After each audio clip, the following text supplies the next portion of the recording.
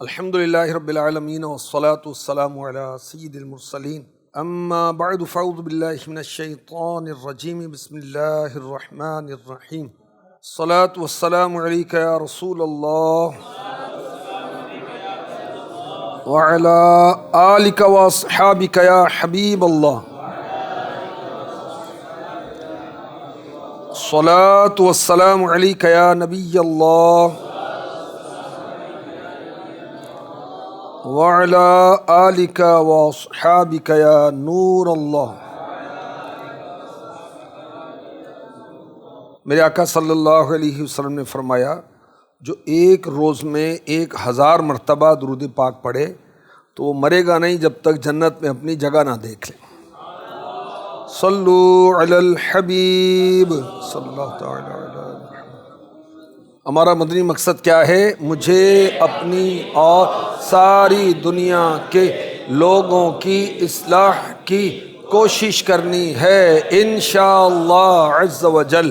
اس کے لیے 5 دینی کام روزانہ، 5 ہفتہ وار اور 2 ماہانہ کیے جاتے ہیں۔ ان کو کہا جاتا ہے ذیلی حلقے کے 12 دینی کام۔ ویسے تو دعوت اسلامی کے شعبے 80 ہیں اور ذیلی شعبے 313 اور اس سے بھی زیادہ ہیں۔ اچھا، پہلے ہم کہتے تھے 106 شعبے، 80 کم ہو گئے شعبے، بعض کم کر دیے، ختم کر دیے شعبے۔ ایسا نہیں، بعض شعبوں کو بعض میں سمجھیں کہ وہ مرج کیا گیا ہے سمجھانے کے لیے۔ مثلا پہلے ہمارے شعبے مدرسۃ المدینہ بوائز، مدرسۃ المدینہ گرلز، مدرسۃ المدینہ کل وقتی، مدرسۃ المدینہ رہائشی۔ کتنے ہو گئے؟ 4۔ اب اس کو ہم ایک گنتی کرتے ہیں، ذمہ دار ہیں سب کے الگ الگ، مگر مدرسۃ المدینہ بوائز، اچھا اس کے اندر مدرسۃ المدینہ کورسز بھی ہیں 5۔ اب ہم 5 کو ایک ہی بیان کرتے ہیں تاکہ لوگوں کو، جو عوام ہیں دعوت اسلامی کے علاوہ، ان کو سمجھنا آسان ہو، ورنہ وہ بدگمانی کریں گے کہ یار آپ کھینچ تان کے گنتی لے جاتے ہو 100 تک، ہے تو مدرسۃ المدینہ، اس لیے ہم نے چلو بھائی ایسے کر لیتے ہیں بھائی۔ تو روزانہ کے 5 دینی کام جو ہیں دہرائیں، آپ بھی فجر کے لیے جگائیں،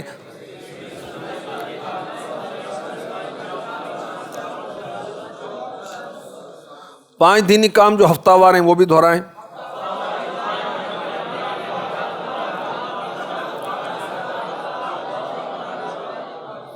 دو دینی کام ماہانہ، اس کو بھی دہرائیں۔ ابھی ہم ہفتہ وار مدنی مذاکرے کا سنیں گے۔ 8واں دینی کام، یہ نیتیں ہفتہ وار مدنی مذاکرے میں شرکت کی کہ اللہ پاک کی رضا کے لیے شرکت کروں گا، عقائد و اعمال کی اصلاح کے لیے شرکت کروں گا، حتی الامکان 2 زانوں بیٹھوں گا، امیر علیہ سنت کے مدنی پھول لکھوں گا، دوسروں تک پہنچاؤں گا، صلو علی الحبیب کہنے پر درود پاک پڑھوں گا۔ انشاءاللہ یہ مختصر ہے، ورنہ تو تفصیلی بہت کی جا سکتی ہیں۔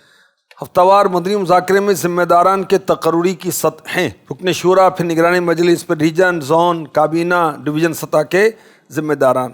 ہر ہفتہ وار اجتماعی مدنی مذاکرے کے مقام پر بھی ایک ذمہ دار ہوں گے۔ اب اس میں جیسے ہفتہ وار اجتماع کہ ہم نے بتایا کہ آقا علیہ الصلوۃ والسلام بھی جمع کر کے ارشادات فرمایا کرتے تھے، صحابہ بھی کیا کرتے تھے، غوث اعظم نے بھی کیا، دیگر اکابرین نے بھی کیا، تو وہی یہ انداز ہے۔ فرق یہ ہے کہ اس کو ہم چینل کے ذریعے دیکھ لیتے ہیں، ایک جدت اس میں آ گئی ہے، تو نیکی کی دعوت، اور دعوت اسلامی کے سارے کام اپنی اور لوگوں کی اصلاح پر ہی مشتمل ہے۔ تو یہ ہم اپنی اصطلاح میں کہتے ہیں ہفتہ وار مدنی مذاکرہ ہے۔ کیا یہ؟ علمی مذاکرہ، ایک بیان کرتا ہے دوسرا سنتا ہے، یہ مذاکرہ ہو رہا ہے نا۔ فَاسْأَلُوا أَهْلَ الذِّكْرِ إِن كُنتُمْ لَا تَعْلَمُونَ، تو یہ لوگوں علم والوں سے پوچھو اگر تمہیں علم نہ ہو۔ تو مدنی مذاکرے میں یہی تو ہوتا ہے کہ لوگ پوچھتے ہیں، امیر علیہ سنت بتاتے ہیں، یہ علمی مذاکرہ ہو رہا ہے، اس کو مدنی مذاکرہ کہتے ہیں۔ میرے پیارے نبی صلی اللہ علیہ وسلم نے فرمایا البرکۃ مع اکابرکم، برکت تمہارے بڑوں کے ساتھ ہے۔ حضرت علامہ مناوی رحمۃ اللہ علیہ اس حدیث پاک کی شرح میں فرماتے ہیں، اس حدیث پاک میں مختلف امور و حاجات میں تجربہ کار ہونے کی بنا پر بڑوں سے رجوع کر کے برکت حاصل کرنے کی ترغیب دلائی گئی ہے کہ آپ کے پاس بھی علم بہت ہے لیکن تجربہ تو اس کے پاس ہے، جس کی عمر زیادہ ہو گئی اسی دینی ماحول میں یا کسی دینی شعبے کے اندر، ان سے مشاورت کریں گے تو ان کے تجربات سے ہمیں فائدہ حاصل ہوگا۔ اب یہ مختلف وہ انداز ہیں کہ کس طرح وہ علمی مذاکرہ کرتے تھے ہمارے اکابرین۔ حضرت سیدنا علامہ برہان الدین زرنوجی رحمۃ اللہ علیہ، راہ علم کتاب بڑی مشہور ہے، ہمارے جامعۃ المدینہ میں طلبہ کرام وغیرہ اس کو پڑھتے ہوں گے اور اساتذہ بھی پڑھتے ہوں گے اور بہت فائدہ مند ہے۔ تو آپ فرماتے ہیں حضرت کہ علم تو وہی ہے جو اہل علم اکابر علماء کی زبانی سن کر حاصل کیا گیا ہو، کیونکہ ان کی زندگیوں کا نچوڑ ہوتا ہے جو ان کے پاس علم ہوتا ہے، تو ان سے جو سنے اس کو بہت عمدہ طریقے سے، احسن طریقے سے محفوظ کر لیں، تو یہ سب سے عمدہ اور بہترین باتوں پر مشتمل ہے ان کے ارشادات۔ امیر اہل سنت کی عمر مبارکہ تقریباً 73 سال ہو گئی، 73 ایئرز، اور آپ ماشاءاللہ اعلیٰ حضرت کے عاشق ہیں۔ فتاوی رضویہ، پھر بہار شریعت، نہیں ایک زمانہ تھا امیر اہل سنت کا کہ لوگ امیر اہل سنت کو کہا کرتے تھے یہ بہار شریعت کے حافظ ہیں، آپ بہار شریعت کا درس دیا کرتے تھے، اور امیر اہل سنت کا جو علم حاصل کرنے کا ذریعہ ہے بہار شریعت، فتاوی رضویہ، احیاء العلوم شریف، اور مفتی اعظم پاکستان حضرت مفتی وقار الدین صاحب رحمۃ اللہ تعالی علیہ کی خدمت میں امیر اہل سنت بہت دور کا سفر کر کے، کراچی تو بہت بڑا شہر ہے نا، اگر ایک کنارے پر ایک شخص رہتا ہے، دوسرا دوسرے کنارے پر رہتا ہے، تو اس کو 15 20 25 کلومیٹر کا شہر کے اندر سفر کرنا ہوتا ہے، اور شہر کے اندر سفر مشکل یوں کہ ٹریفک بہت ہوتی ہے، زیادہ ٹائم لگتا ہے، دوسرے شہر جانا شاید آسان ہو، اور ایک بڑے شہر کے ایک کنارے سے دوسرے کنارے جانا مشکل ہو جاتا ہے۔ تو امیر اہل سنت 20 21 یا 22 سال مفتی اعظم پاکستان کے ساتھ آپ علمی مذاکرہ کرتے تھے، مختلف سوالات لکھ کر لے جاتے اور ان سے ارشادات لیتے تھے، یہ بھی آپ کا ایک علم حاصل کرنے کا ایک ذریعہ ہے۔ تو ہمارے اکابرین جو اس انداز سے علم دین کی تکرار کرتے تھے، اس کی امثلہ بھی ہیں کہ جیسے مولا مشکل کشا کرم اللہ تعالی وجہ الکریم، بہت بڑے عالم، بہت بڑے عالم، میں علم کا شہر ہوں، اس کا دروازہ مولا مشکل کشا ہے کرم اللہ تعالی وجہ الکریم۔ پیارے مصطفیٰ صلی اللہ علیہ وسلم یہ مولا مشکل کشا کی شان بیان کر رہے ہیں۔ مولا مشکل کشا رات بھر علمی مذاکرے میں مصروف رہتے، ایسا بھی ہوتا تھا، اور ان دنوں کی راتیں لائٹ تو ہے ہی نہیں، وہ کیسے ہوتی ہوں گے، مگر ان کی علم سے محبت، علم دوستی ان کو جگاتی تھی۔ مولا مشکل کشا کے بڑے شہزادے میرے نبی صلی اللہ علیہ وسلم کے نواسے، آپ سے بھی رات بھر علمی مذاکرے میں رہنا، یہ بھی ثابت ہے۔ اچھا، دعوت اسلامی کے اندر 92% سے زیادہ اتاری ہیں، امیر اہل سنت کے مرید ہیں، اور اس کے علاوہ بھی ہیں وہ کسی اور جامع شرائط پیر کے مرید ہیں، الحمدللہ کوئی تعصب نہیں۔ دعوت اسلامی میں حنفی بکثرت ہیں، لیکن حنبلی بھی ہیں، شافعی بھی ہیں، مالکیوں کو بھی اجازت ہے، آئیں دین کا کام کریں، سب کی، سارے مسلمانوں کی، سارے عاشقان رسول کی تحریک ہے۔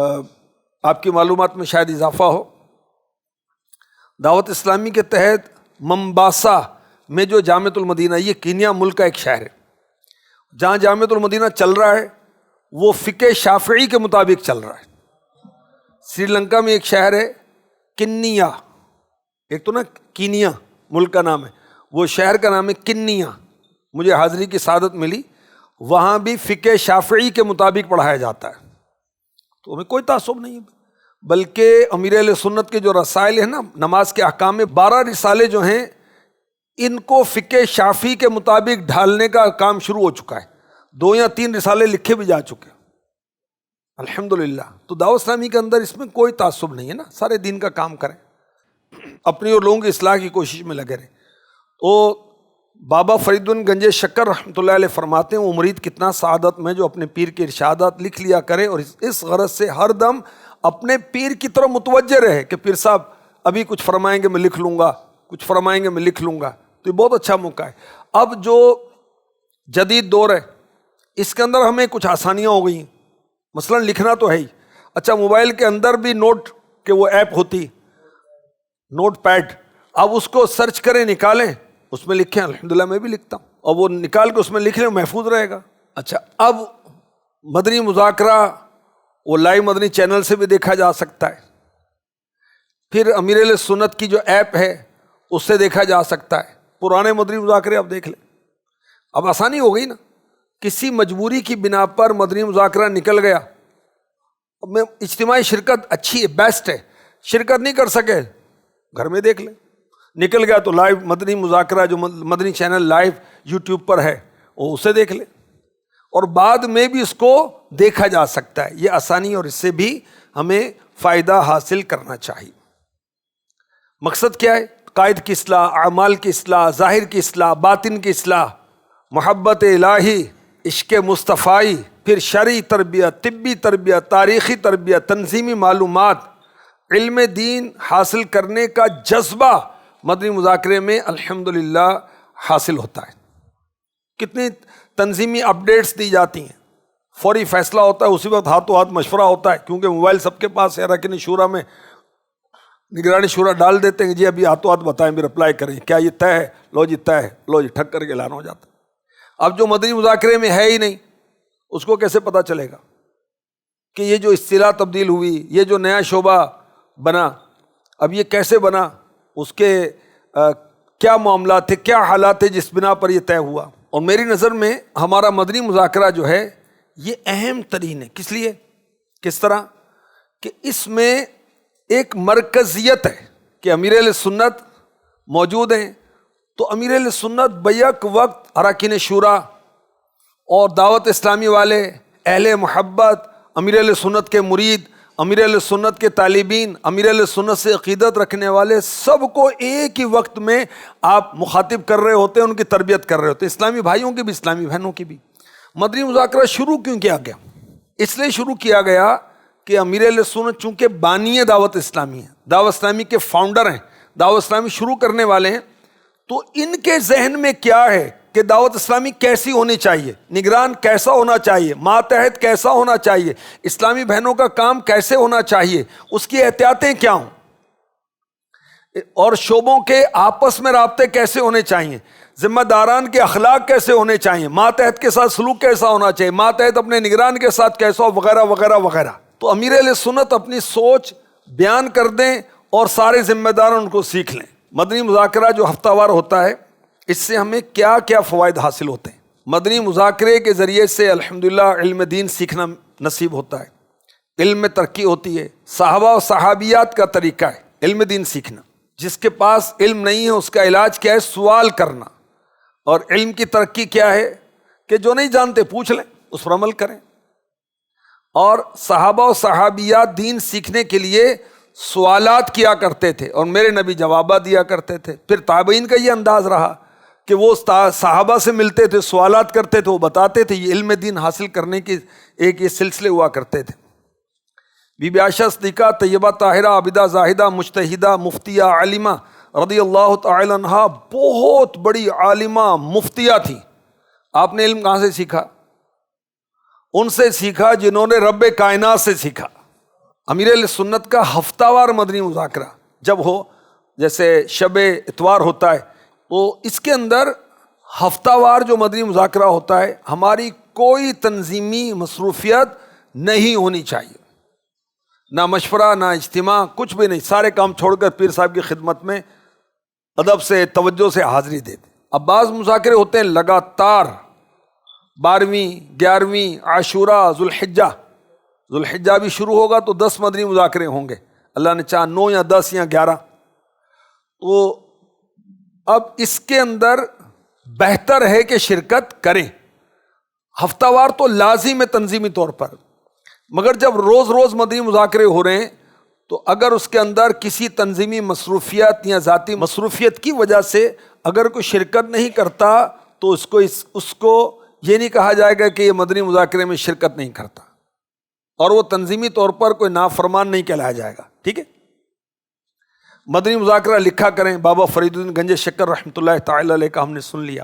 اول تاخیر دیکھنے کی ترکیب کی جائے امیر اہل سنت کی آمد سے، اور مدنی مذاکرہ یہ تمام شعبوں میں نافذ ہونا چاہیے۔ جامعۃ المدینہ میں، مدرسۃ المدینہ میں، مدرسۃ المدینہ دعوت اسلامی کے 50 سے زائد ہیں جو رہائشی ہیں، پھر علاقوں کے اندر، شعبوں کے اندر، شعبہ تعلیم کے اندر، ہاسٹلس میں، میرج ہال میں اس کا ارینج کر لیں۔ اور ابھی وہ کووڈ-19 کے جو حالات کرونا وائرس کے گزر گئے اور اب بھی کمی کافی ہو گئی، لیکن ابھی خطرہ ٹلا تو نہیں ہے نا، تو اس وجہ سے ہم بڑے اجتماعات اسٹیڈیم میں اور میدانوں میں نہیں کر رہے، لیکن جب حالات بہت اچھے ہو جائیں گے اللہ چاہے گا تو پھر اس کا سلسلہ ہم شروع کر دیں گے۔ ہر علاقے کے اندر اگر پیشگی جدول بنا کر اسلامی بھائی گھروں کے اندر اجتماعی صورت کریں تو یہ بھی بہترین انداز ہوگا۔ مثلا ہر علاقے میں اسلامی بھائی کسی ڈاکٹر کے، کسی ٹیچر کے، کسی تاجر کے گھر کے اندر ترکیب کریں اور ان کو کہیں کہ آپ اپنے جاننے والے رشتہ داروں کو جمع کر لیں۔ اگر یہ 100 مقامات پر ہوتا ہے تو 1200 اسلامی بھائیوں نے شرکت کی۔ پاکستان بھر میں کچھ 6000 علاقے، 6000 مقامات پر اگر 12 اسلامی بھائی جمع ہوں تو یہ 72,000 اسلامی بھائی شرکت کریں گے ایک ہفتے میں۔ 4 ہفتے میں 4 گنا ہو گئی، اور 52 ہفتوں میں کتنے ہو گئے؟ پورے سال میں کتنے ہو گئے؟ کوئی ہزار، کئی لاکھ ہو جائیں گے۔ تو اس سے دیکھیں کہ اس کی کتنی اہمیت اور تعداد کتنی بڑھ جاتی ہے۔ ہر ذیلی حلقے میں ایک مقام پر مدنی مذاکرے کی ترکیب ہونی چاہیے۔ مدنی مذاکرے کے دوران ہم نے اوراد و وظائف وغیرہ نہیں کرنے، یہ ہفتہ وار اجتماع کے لیے بھی ہے۔ بعض جگہ وہ ہم مدنی چینل لائیو کے ذریعے مدنی مذاکرے میں شرکت کرتے ہیں، مسجد اور فنائے مسجد میں اس کی دارالفتہ اہل سنت کی طرف سے اجازت نہیں۔ جو لائیو مدنی مذاکرہ ہوتا ہے اس میں امیر اہل سنت کا مرید ہونا درست ہے شرعاً، اور جو ریکارڈڈ ہے اس سے بیعت کی ترکیب نہیں ہوگی کیونکہ وہ اصل کے حکم میں نہیں ہے۔ امیر اہل سنت کی آمد سے صلاۃ و اسلام تک، اور بیسٹ ہے کہ تلاوت سے لے کر صلاۃ و اسلام تک ہماری مدنی مذاکرے میں شرکت ہو۔ اگر ایک جگہ پر اتنے اسلام پہ جمع ہوتے ہیں کہ وہ تعداد پر ہو گئی، مثلاً یہ سارا ہال بھر گیا، تو اور مقام کچھ سلیکٹ کر لیں تاکہ اسلام بھی وہاں بھی شرکت کر سکیں۔ صلو علی الحبیب صلی اللہ تعالی علی محمد۔